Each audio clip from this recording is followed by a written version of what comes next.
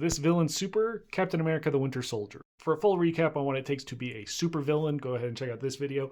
But basically, we're checking to see how many of the MCU villains have a specialized name and costume to really make them a super villain versus just a bad guy.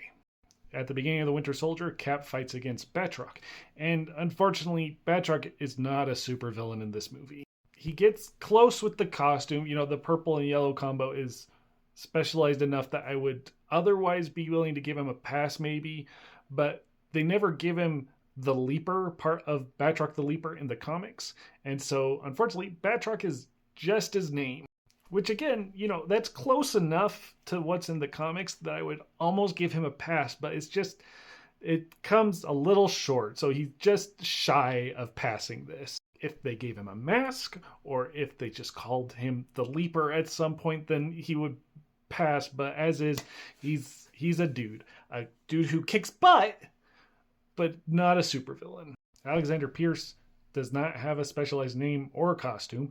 And you could argue that he has no special powers or abilities. He does have massive influence, so you could argue either way on that.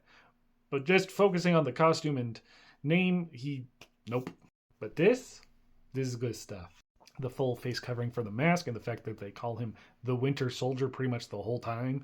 He's definitely a supervillain. Yes, he gets better and was brainwashed, so you could argue he's not a villain in that regard. But in this iteration, he is a supervillain. He gets redeemed. And it wasn't his fault, and we love him. But the Winter Soldier is a supervillain in this movie. In this movie, Brock Rumlow is not a supervillain. He doesn't have a special costume. He is a bad guy. He tries to kill Cap. But as is, he's a dude. I tried to find a better picture of the strike team, but this was the best one I could find for them.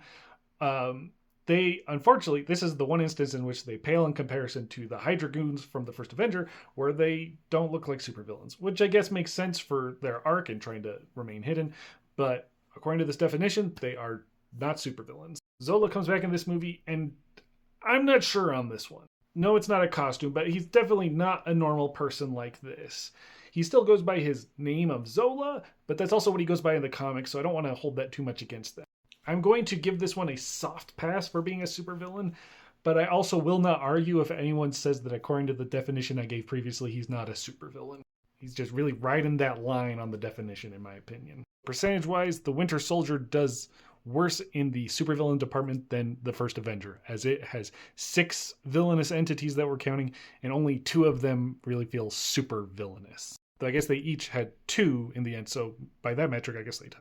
Come back next time to talk about Civil War's villains.